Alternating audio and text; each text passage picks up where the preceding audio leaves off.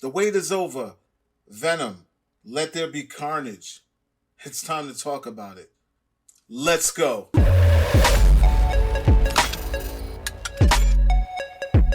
What's going on, everyone? Welcome to Klepcx FM, brought to you by WeAreCritiX.com, a place where we talk about movies, television, and pop culture. And if you're into that kind of thing, make sure you hit the subscribe key and that notification bell so you can be up to speed about everything that I talk about here. So, guys, it is the release date. It's finally here. Venom, Let There Be Carnage, aka Venom 2, the sequel to the 2018 Sony / Marvel film Venom. And it's time to talk about it. I want to let you guys know the real and what I thought. But before I get into what I thought and give my initial breakdown, I do want to say this, that I'm gonna go in on this one fully. There may be spoilers, there may not be spoilers. This just depends on how passionate I get about this film when I'm explaining it to you guys and what I thought. But so just fair warning. I want to give you guys a fair warning up front. You can stick around and listen, or you can come back after you've seen it over the weekend and reconvene and we can discuss it then. But without further ado, let's get into what Venom Let There Be Carnage is. Venom Let There Be Carnage is, again, as I said, the sequel to the 2018 film Venom, which starred Tom Hardy as Eddie Brock / Venom. Michelle Williams is in it as well.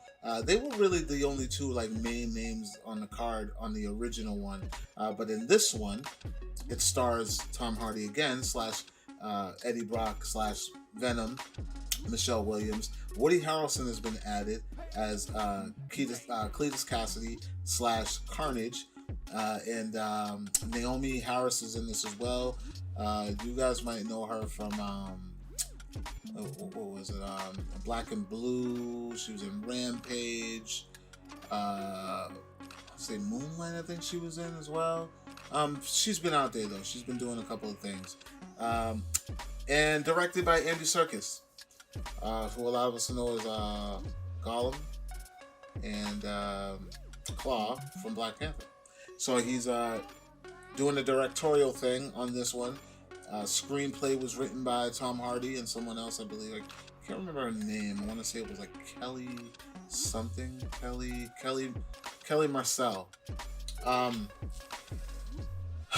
This thing is getting a lot of praises, y'all. I don't know if you guys have seen any of the first reviews, the first reactions of this thing, but a lot of people are praising Venom Let There Be Carnage. And I gotta be upfront, I wasn't overly hype about the first one. I thought it was well executed. I thought they got lucky. Fair to say, they got lucky.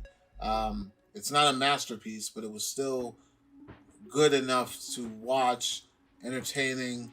And then when it was over, I left and that was it. And I never went back to it. I probably have watched it maybe 1.5 more times, and that was only because I caught it on FX or I caught it on television. So for me, that's just how I felt about the first Venom.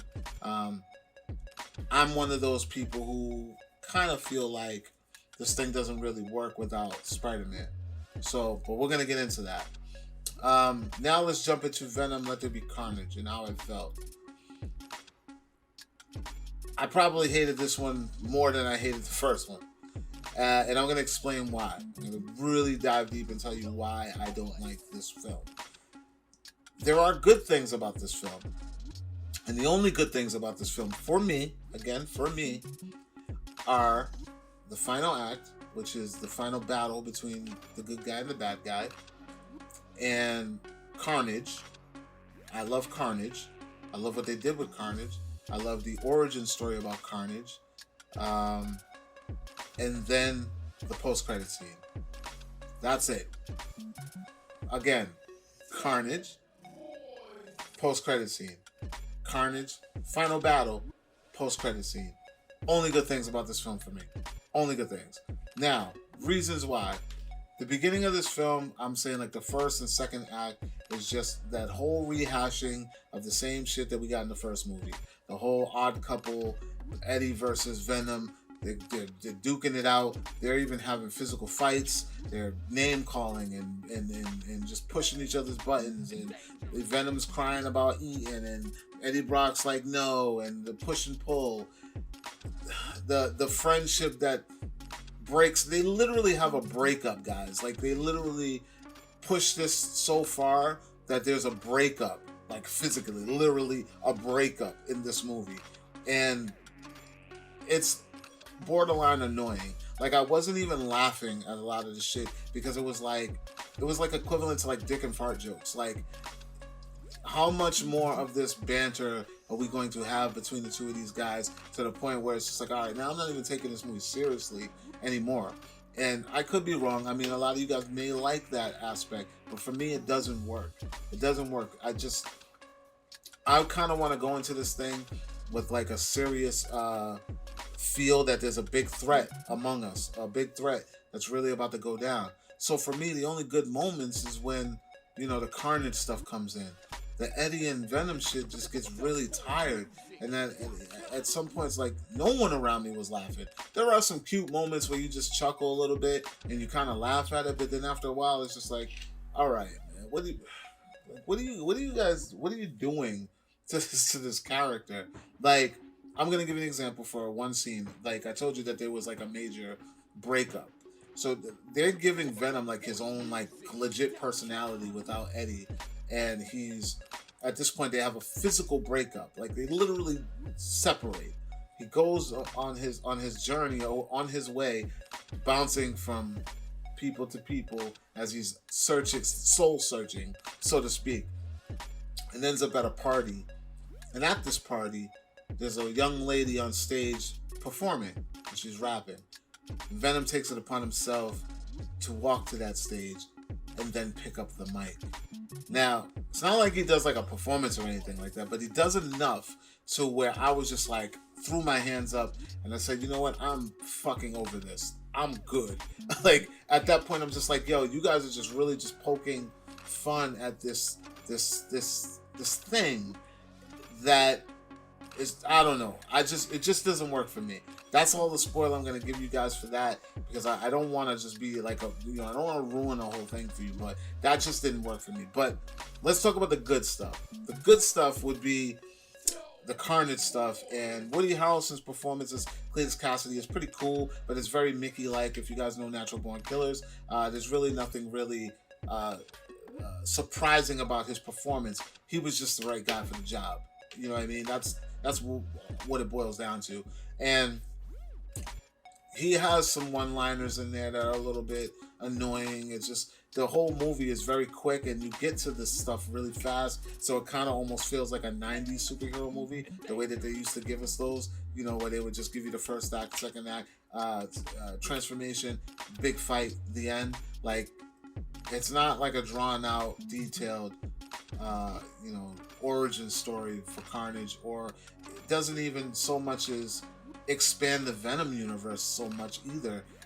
It just kind of plays as a placeholder that's very entertaining and quick. It's very fast, and it tries to be witty and funny, and then you get an ultimate battle, which is pretty cool. I like the fight between Carnage and Venom because at that point it feels like there are stakes. It feels like, okay, we're here for business now.